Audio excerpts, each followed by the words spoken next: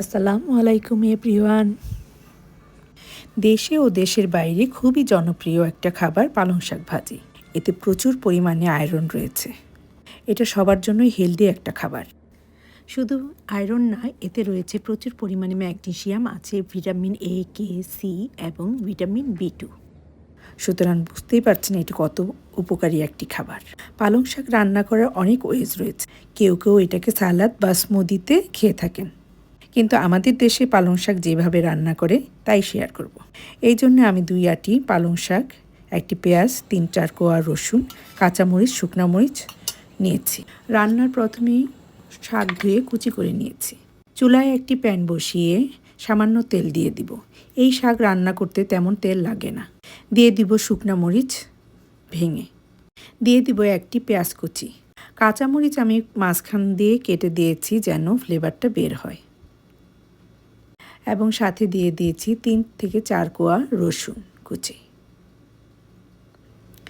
2 থেকে 3 মিনিট নাড়াচাড়া করে দিয়ে দিব অর্ধেকটা শাক। শুরুতে শাকের পরিমাণ বেশি মনে হলেও আপনারা জানেন যে শাক রান্না করতে করতে এই শাক অর্ধেকেরও নিচে নেমে যায়।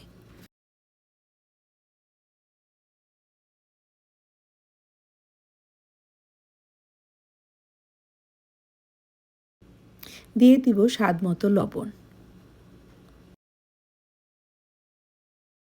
আমি এখন বাকি অর্ধেকটা শাক অ্যাড করে দেব।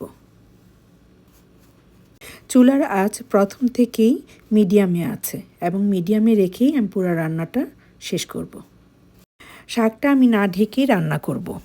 ঢাকনা দিয়ে রান্না করলে রঙটা নষ্ট হয়ে কালচে হয়ে যায়, আর শাক থেকে যে পানি উঠবে তা আমি ফেলে দেব না। নাড়াচাড়া করতে করতে দেখা যাবে শাক পানি শুকিয়ে গেছে।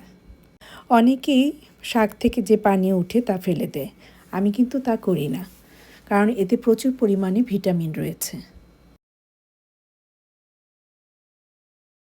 শাক রান্না অলমোস্ট শেষের দিকে। এবার শাকটা নামিয়ে একটি বাটিতে সার্ভ করব। সহজভাবে দেখানোর চেষ্টা করেছি, রান্না তো সহজই হওয়া যায়। 5 থেকে 7 মিনিটের মধ্যে ঝটপট রান্না করে পরিবারের সাথে শেয়ার করুন ও এনজয় করুন। ভালো থাকুন, সুস্থ থাকুন, আমাদের জন্য দোয়া করবেন। আল্লাহ হাফেজ।